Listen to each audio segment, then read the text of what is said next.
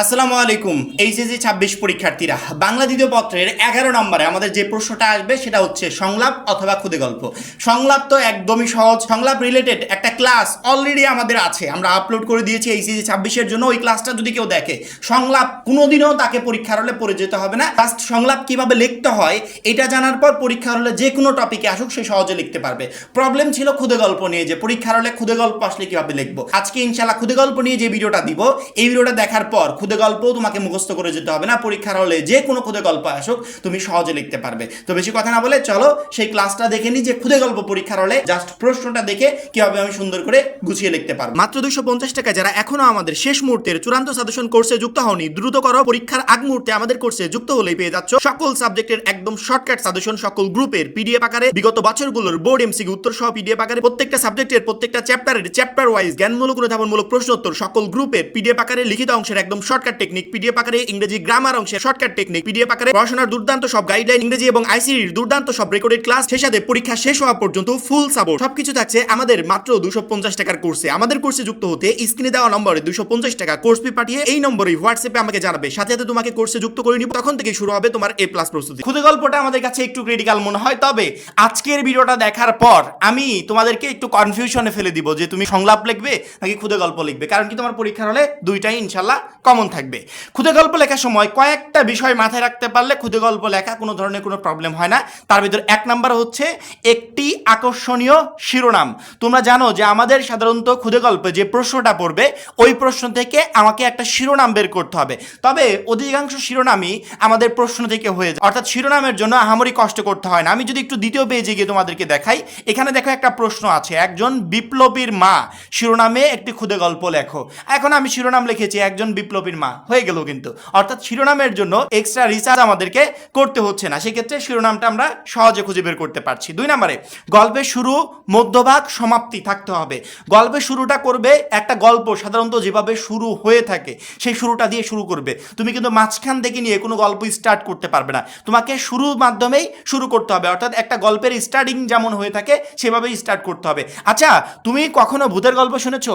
ভূতের গল্পর কোথাও মানে প্রথমেই এসে ভূত আক্রমণ করে ফেললো এরকম টপিকে কোনো গল্প শুনেছো? না, প্রথমে একটা গল্প থাকে যে হয়তো বা আমি বাসা থেকে বেরিয়েছি, তারপরে কোনো গাছের নিচ দিয়ে যাচ্ছিলাম, হঠাৎ ওই গাছে একটা শাকচুন্নি থাকতো, তারপরে সে আমাকে অ্যাটাক করলো বা আমার ঘাড়ে ভর করলো, এরকম কিছু একটা হতে পারে না? আমি কিন্তু শুরু থেকে গুছিয়ে বলছি।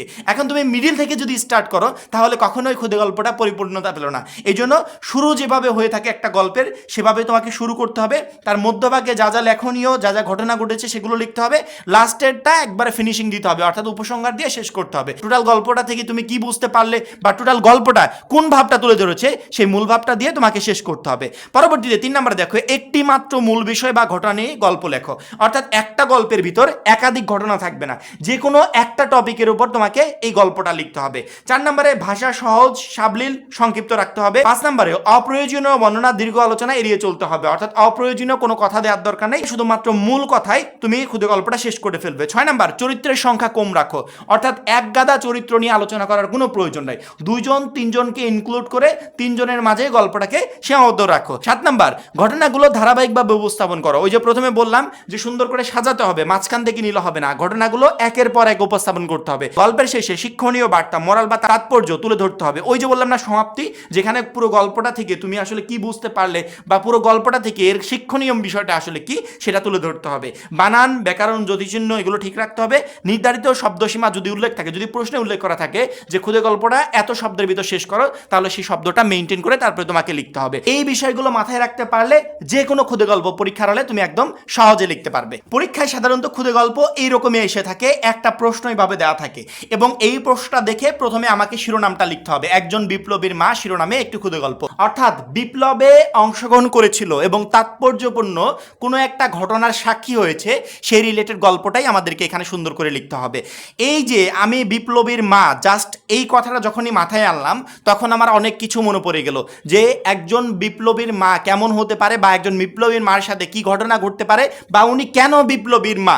এই টোটাল তথ্যগুলো যখনই আমি মাথায় আনবো তখন আমার কাছে অনেক গল্প চলে আসবে। সেই গল্পটাই তোমাকে সুন্দর করে এখানে সাজিয়ে গুছিয়ে লিখতে হবে। যদি বিপ্লবীর মা না হয়, রক্তদানের শিরোনামে একটা খুদে গল্প লিখতে বলেছে, তাহলে তুমি ওই টপিকে লেখো। এইভাবে যে কোনো টপিকে আসুক, যখন টপিকটা মাথায় আনবে লিখবে তখন ওই রিলেটেড গল্পটা আগে নিজের ভিতর সাজিয়ে নিবে। আহামরি কষ্ট করতে হবে না, বানিয়েও লিখতে হবে না, শুধুমাত্র আশেপাশের ঘটনা বা তোমার সাথে ঘটে যাওয়া যে কোনো একটা ঘটনা খেয়াল করবে, তারপরে সেটা সুন্দর করে বর্ণনা তুমি সাজিয়ে ফেলবে।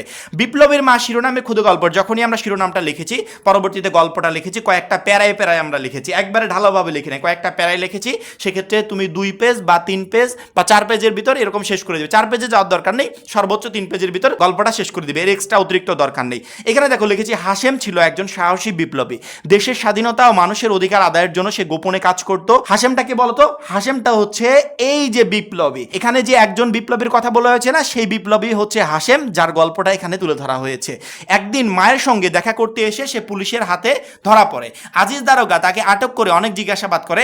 সে চেয়েছিল হাশেমের কাছ থেকে তার দলের অন্য সদস্যদের সম্পর্কে জানতে, কিন্তু হাশেম কোনো কথাই বলল না। সে জানতো তথ্য দিলে তার সঙ্গীরা বিপদে পড়বে এবং দেশের ক্ষতি হবে। আজিজ দারোগা তখন হাশেমের মাকে ডেকে আনে। সে নানা রকম কথা বলে তাকে বোঝানোর চেষ্টা করে। সে বলল, তোমার ছেলে যদি খবর দেয় তাহলে তাকে ছেড়ে দেওয়া হবে। কিন্তু হাশেমের মা চুপ করে থাকেন, তিনি দেশের স্বার্থে কথা ভেবে কোনো তথ্য প্রকাশ করেন না। দারোগা তখন তার মাকে ভয় দেখায়। সে বলে, তোমার ছেলেকে মেরে ফেলা হবে। কিন্তু সত্যিকারের দেশপ্রেমিক মায়ের মতো তিনি দৃঢ় থাকেন। তিনি বলেন, আমার ছেলে কোনো অপরাধ করেনি, সে মানুষের অধিকার ও দেশের জন্য কাজ করেছে। এই যে একটা গল্প, তার পরবর্তীতে আরো কয়েক লাইন আমি লিখেছি যেগুলো হয়তো বা তোমাদের 3 পেজ বা 4 পেজ হওয়ার জন্য যথেষ্ট।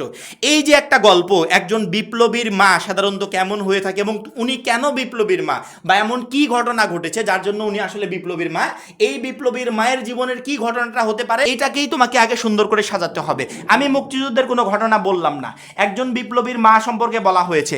আমি আমার জুলাই আন্দোলনের একজন বিপ্লবীর মা সম্পর্কে একটা গল্প বললাম। আচ্ছা, জুলাই আন্দোলনের যে সমস্ত ছোট ছোট বাচ্চারা শহীদ হয়েছে বা এমন কেউ শহীদ হয়েছে যে তার মা তাকে সবসময় উৎসাহ দিত যে দেশের জন্য কাজ করবে, বা জুলাই আন্দোলনের সময় উৎসাহ দিয়ে সে আন্দোলনে পাঠিয়েছিল কিন্তু সেখানে যাওয়ার পর শহীদ হয়ে গেছে, এরকম যে কোনো একটা ঘটনা তুমি তুলে ধরতে পারবে না।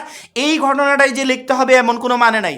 তোমার যখনই একটা শিরোনাম দেওয়া হয়েছে একজন বিপ্লবীর মা, এই শিরোনামে তুমি যে কোনো একটা স্টোরি সাজিয়ে সুন্দর করে সেটা প্যারায় প্যারায় লিখে দিতে পারো, তাহলে ব্যাস হয়ে গেল। তোমাকে এক্সট্রা কোনো প্রেশারও নিতে হচ্ছে না, কোনো ঝামেলাও করতে হচ্ছে না। শুধুমাত্র আমাকে জাস্ট শিরোনামটা দেখতে হবে যে কোন শিরোনামে আমাকে লিখতে বলা হয়েছে। যদি শিরোনামটা জানতে পারি তাহলে আমার মনে হয় না যে আর কোনো সমস্যা হবে লেখার ক্ষেত্রে। কারণ কি, যেই শিরোনামই পড়ুক, আমি শুধুমাত্র বাংলা গল্পটা আমার মাথার ভিতর 2 মিনিট সময় দিয়ে সাজিয়ে নিব, তার পরবর্তীতে সুন্দর করে লেখা শুরু করে দিব। 3 থেকে 4 লাইন লিখে দিলেই হয়ে গেল। ক্ষুদে গল্পতে আমাকে শিক্ষক পুরো নাম্বারটা দিবে। কেউ যদি মনে করো যে ক্ষুদে গল্পটা লিখবো, তাহলে ক্ষুদে গল্প লেখার প্রসেস একটাই, তোমাকে মুখস্থ করে যেতে হবে না, মুখস্থ করে যাওয়ার কোনো প্রয়োজনও নাই। শুধু পরীক্ষার হলে দেখবে প্রশ্নে কোন টপিকে বলা হয়েছে, জাস্ট টপিকটা মাথায় নিবে, সেই বিষয়ে বাংলা গল্পটা মাথার ভিতর সাজিয়ে নিবে, তারপরে সুন্দর করে একের পর এক লিখে দিবে। এবং লেখার সময় খেয়াল রাখবে 3-4 জন চরিত্রের উপরে অতিরিক্ত চরিত্র দেওয়া যাবে না, সুন্দরভাবে সাবলীলভাবে লিখতে হবে, ঘটনাগুলো একের পর এক সাজিয়ে সুন্দর করে বর্ণনা করতে হবে। এবং শেষের দিকে অবশ্যই তাৎপর্যপূর্ণ কথা থাকবে, যেমন এখানে বলেছে গল্পটি একজন মায়ের অসীম সাহস, দেশপ্রেম, আত্মত্যাগ এবং আদর্শের প্রতি